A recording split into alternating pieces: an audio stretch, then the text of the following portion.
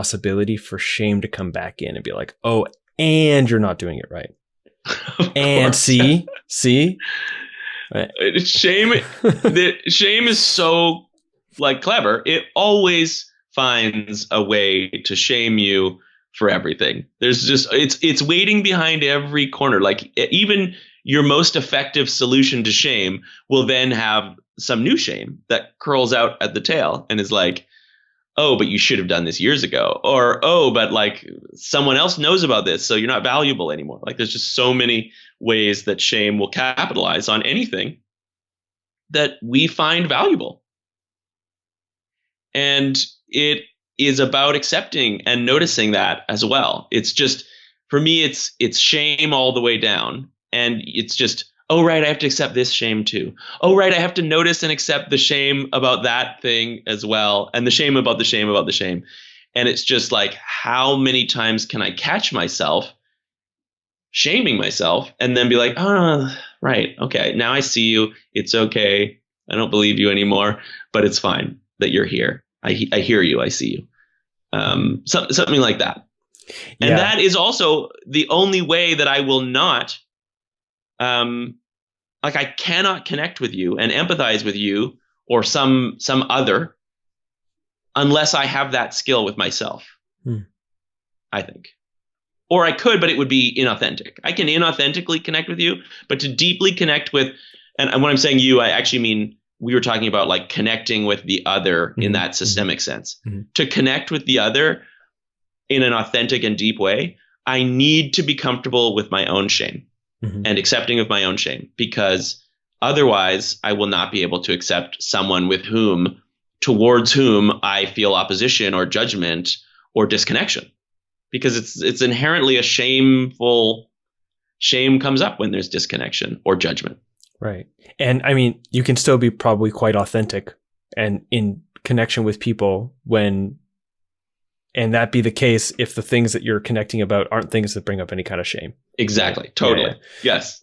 But then even, I mean, I think a deep enough connection, this is something that my partner and I, Alicia and I, we both really have on board, is recognizing like the deeper into intimacy you get, like to be intimate is to be close, right? So we talk about intimacy in a lot of ways. Not her and I, yes, we do, but like society, we talk about intimacy in different ways. The language is used, but in a deep, like monogamous partnership, the intimacy grown there is a kind of intimacy where we almost begin to interpenetrate each other's minds.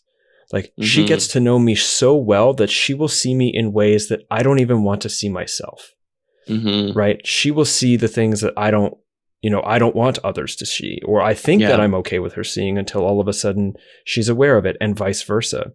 Yeah. And that in any proper intimacy, the things that we are ashamed of will ultimately come up. And there's a profound healing that can unfold if the relational container, the sort of deep relational architecture that holds it, allows for, at least eventually, to a positive sort of like return to co-regulation, to care, to loving, to compassion, to learning, this growth mindset that you talk about in the book.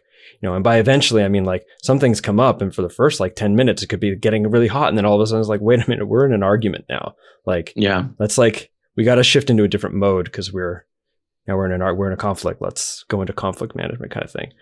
And like learn, like, where are we each coming from? And like to build that kind of intimacy, and shame's going to come up there no matter what. Right. And I think to me, that's part of being in a deeply intimate, monogamous partnership, is to like support each other through that, which also speaks to something else, which is that you're talking quite a bit about like self-awareness and self-responsibility and self-management. But if shame is a social thing that we're developing because of our social thing, our needs for belonging, well, our ability to regulate and survive in life, including how we heal from shame, is not just about me.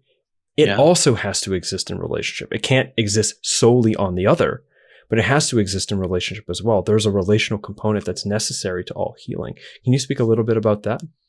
Yeah. And I like that you pointed it out, because there's a bit of a bias in the book, which I mention at a certain point, which comes from where I'm at and where I'm moving to, I think, in my attachment style.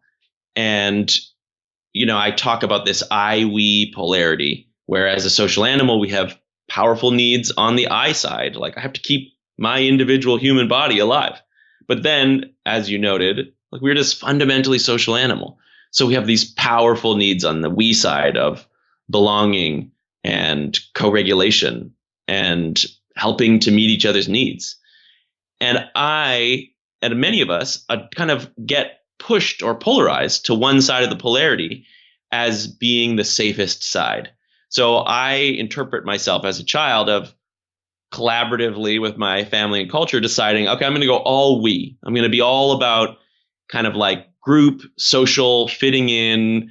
And then the downside is I'm neglecting the I side. So the book is sort of like me describing the learnings I've had moving from one side of the polarity to the other. So for me, who already had the social side kind of set, it was so important to realize, oh, I need autonomy. I need self-love. I need self-respect. I need self-awareness, all those things. So the book has a sort of slant in that way. But to be fair, there are many people who will be on the other side, and they went more avoidant attachment. That was safer. So they kept distance, they kept privacy, they kept space. And so for that person, they have an opportunity to go on a journey of rebalancing. That's what it is in my mind, is rebalancing our safety strategy so that it includes the strengths of both sides of the polarity. So their opportunity is to lean more into, oh, what if I did ask for help? What if I did vulnerably open up and get some empathy? And so that side, as you point out, is so fundamentally important. In fact, it seems like a bit of a mind trick, but both sides of that polarity, like going social or going into the I think are ultimately about belonging, because I think belonging kind of trumps our autonomy to some degree, in that as a hunter-gatherer, we couldn't really survive alone. That's my understanding. So I think that autonomy, even though it's like such a huge I need, is still under the umbrella and in service of belonging in a strange, almost paradoxical way.